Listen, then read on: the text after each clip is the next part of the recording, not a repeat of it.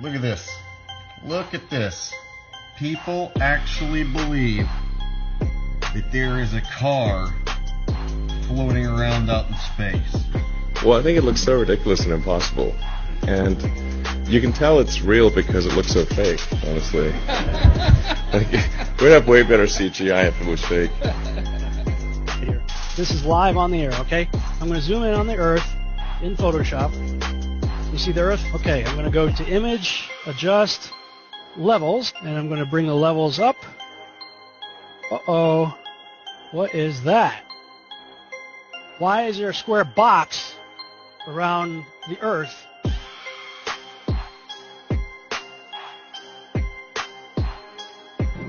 It is Photoshop, but it's has to be.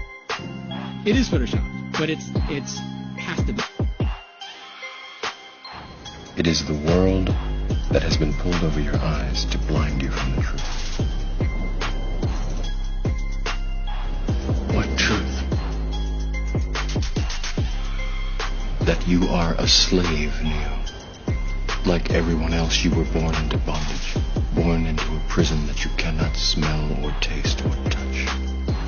A prison for your mind.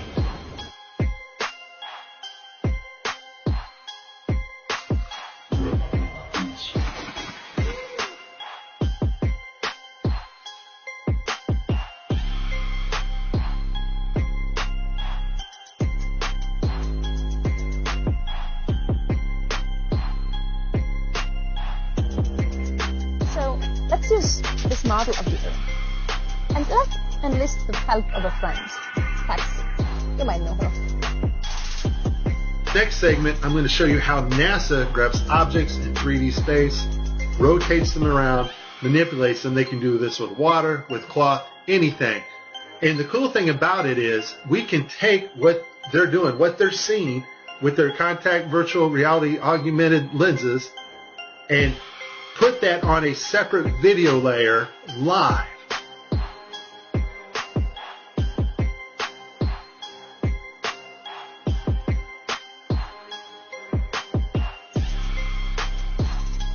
Okay, I have a lot of Tim Peake screw-ups, but this one here, the system glitches, the software does not track his hand properly, and Tim slips his hand underneath his other fingers, which is tightly holding onto the mic, which would be impossible.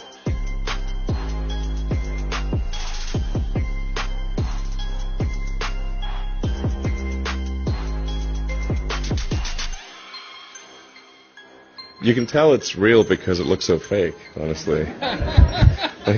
We'd have way better CGI if it was fake.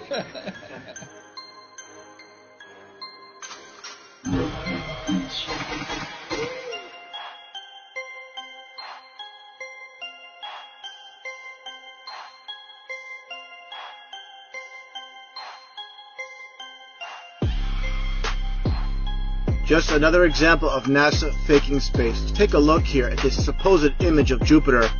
Nothing more than CGI fakery. The supposed auroras.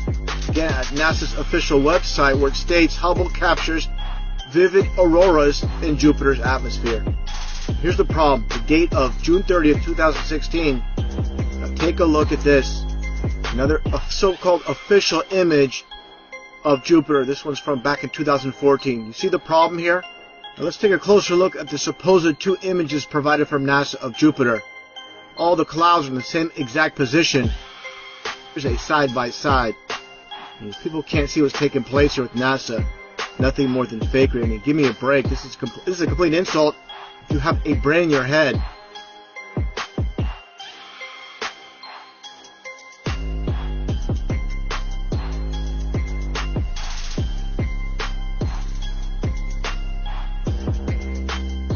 Like you're in a studio, maybe in Omaha, Nebraska or something. The shot is so clear. Is this a hoax? Are you really in space still? I don't know. We're going to have to do something for you. I want to do it. I know. Oh, yeah, I can do that. Watch this. Is this a hoax? Are you really in space still?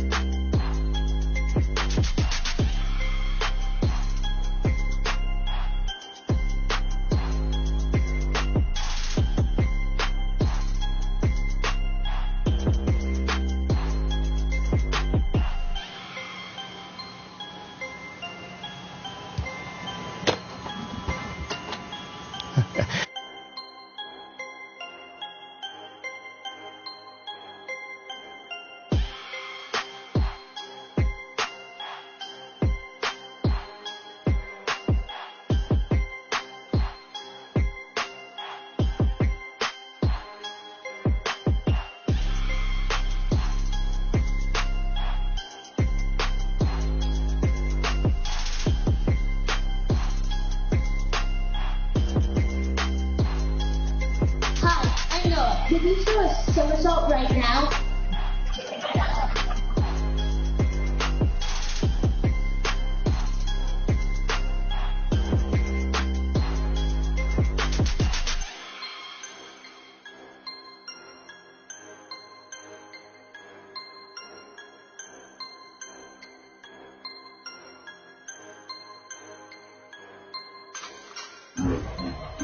Is this a hoax? Are you really in space still?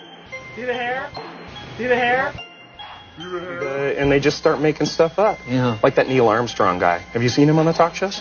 Neil Armstrong? You mean the first man to walk on the moon? Talk about a fish story. Yeah. Man, and they're buying it. Oh, yeah. Yeah.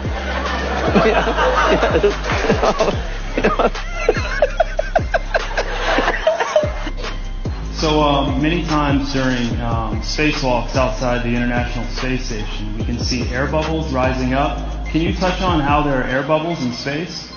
Can you be more specific? Air bubbles?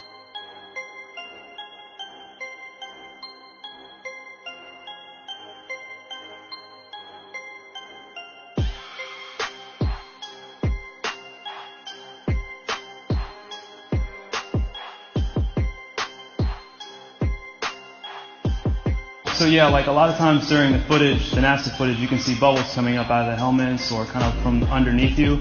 How do you explain bubbles in space? Yeah, I'm not sure exactly what you're talking about. Now sometimes you get water in the helmet, and it comes either from sweat or from the cooling garments, and that's generally what that is. I've never seen any kind of air bubble anywhere.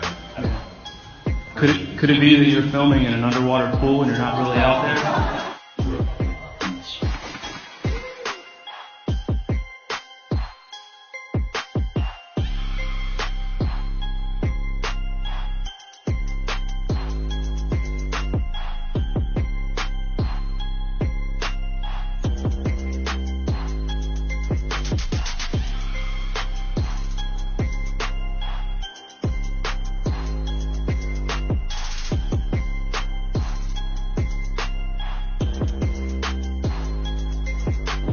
Let me tell you why you're here.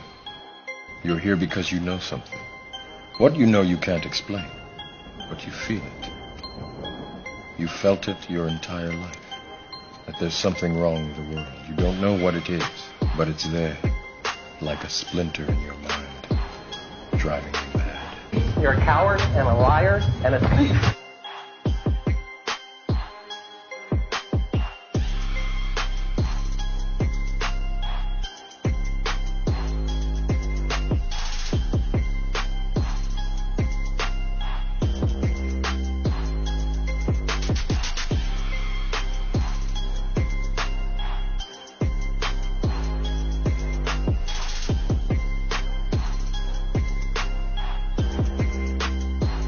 In 1986, the shuttle Challenger exploded about 74 seconds after takeoff, killing all 7 astronauts inside. Or did it? It turns out that 6 of the 7 are still alive and kicking today. Ellison Onizuka, claims to be his identical twin brother, Claude. Yeah, I've got an identical twin brother, Claude, too. The Challenger pilot, Mickey Smith, hasn't even bothered changing his name. He's now Professor Michael J. Smith of University of Wisconsin. Now, Krista McAuliffe was a bit of a sneaky one. She was the Challenger payload specialist, quite famous for being a teacher. It turns out during her astronaut days she was using her middle name, Krista, and now she goes by her first name, Sharon. The Challenger commander, Francis Richard Scobie, is now Dick Scobie, which sounds like a rather unpleasant disease. Judith Resnick, the Challenger mission specialist, again hasn't even bothered changing her name. She's a professor at Yale Law. And finally, Ronald McNair, another Challenger mission specialist, claims to be his identical twin brother, Carl McNair. What are the odds? So there I was, just minding my own business, looking at Google Earth, and this big, snow-covered monstrosity is staring me in the face like, why is that covered in snow? So I keep digging a little bit deeper, and I finally get underneath this cloud cover here, and a few images pop up. And I say, oh, images, what are they? Oh, this is what you got, which I'm sure that looks familiar to you, right? Looks just like the pictures they give us of Mars. So I'm just kind of creeping around here and definitely noticing the same kind of undulation changes and same kind of rock, same kind of dirt. The only thing that's missing is that nice little red tint that they pay somebody $150,000 a year to put on there. So I'll keep kind of going through here and see if it... What the...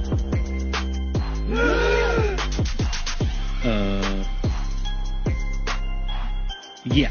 So, I got another truck. Oh yeah, it says NASA. What's that say? Mars Project? I think I found out where Mars is, guys. At some point in the future, we're going to look back and say, how did we do it without space? The kinds of technologies that we're testing out on Space Station are definitely helping us with our goals of going beyond low Earth orbit. Early in the next decade, a set of crewed flights will test and prove the systems required for exploration beyond low Earth orbit. Right now, we only can fly in Earth orbit. That's the farthest that we can go. And this new system that we're building is going to allow us to go beyond and hopefully take humans into the solar system to explore. As we get further away from Earth, we'll pass through the Van Allen belts, an area of dangerous radiation. We must solve these challenges before we send people through this region of space. We must solve these challenges before we send people through this region of space. There's a small problem with going to the moon, and inch by inch, NASA is leaking out that they know that there's a problem there.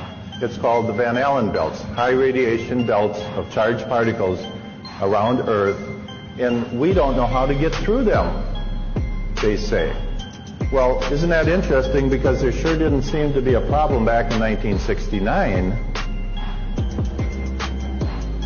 The moon landing stopped in 1972 and we haven't been back. We haven't been beyond the Van Allen belts. NASA admitted that it had lost the original footage of man's first steps on the moon. Go to YouTube and watch A Funny Thing Happened on the Way to the Moon. It contains newly discovered evidence, which is part of the missing tapes, of outtakes from the first mission to the moon, of them falsifying a shot of being halfway to the moon. For NASA to come out and say that all the tapes were erased, I mean, it's incredible. Geraldo, this isn't just one tape. This is rooms of tape labeled Apollo 11 moon landing. Someone had to physically go and erase it. It's very challenging to try to prove we landed on the moon, and it shouldn't be challenging. The tape should be there. There should be plenty of evidence. I mean, it's proof right there. This is an official NASA photo of the first Apollo 11 lunar module landing on the moon. I mean, it's right there. This is proof, man. It's the picture's right there. It's landing on the moon. But the only problem I have with this picture is that it's taken from the moon.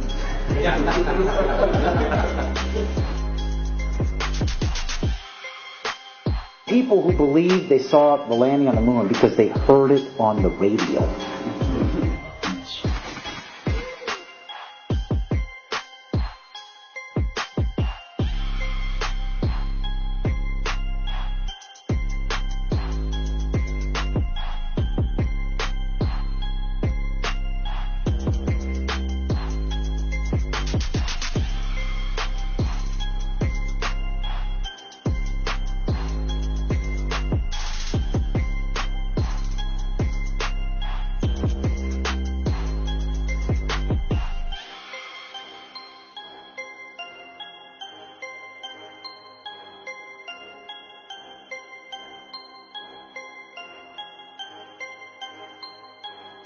Here's a picture of the INSAT actually being deployed from the spacecraft. Did you see it in the background? There was a guy in the background, man. I'm not kidding you. You can't deny that that's someone in the background. There's a guy moving in the background.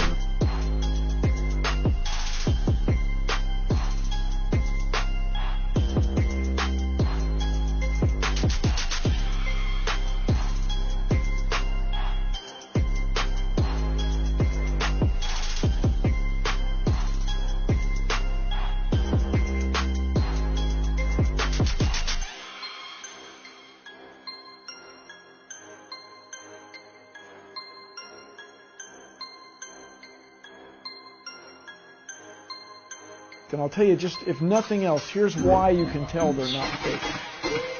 Just to create the paperwork, that amount of paperwork would make faking it prohibitively expensive. No one could afford to generate that much documentation.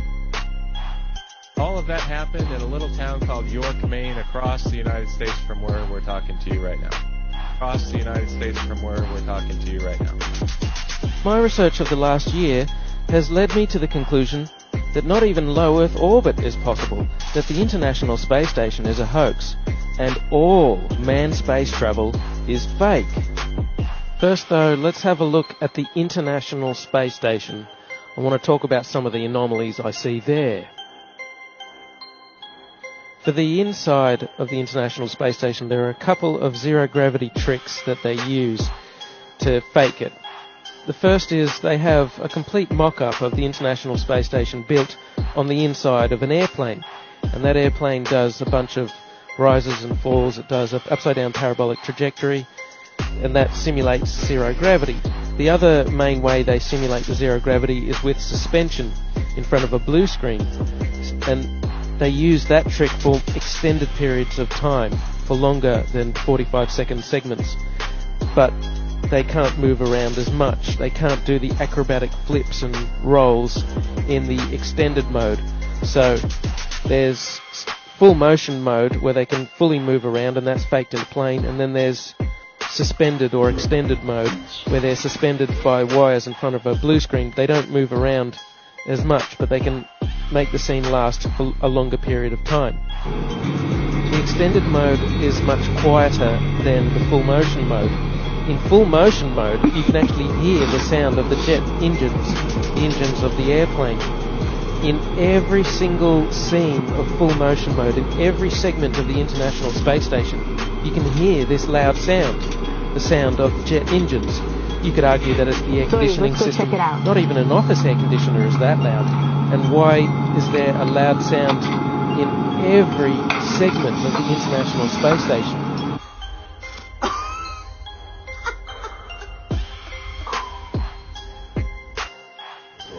Mr. Armstrong, Bart Sibrel, ABC Digital.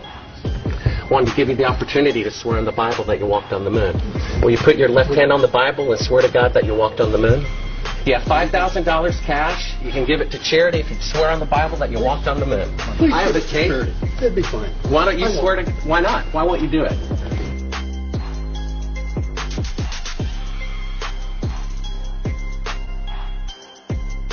The Earth supposedly 23.4 degrees on its axis. And that leaves you, of course, the ecliptic number, again, 66.6 degrees off. Well, Earth is supposedly orbiting around the Sun at 66,600 miles an hour.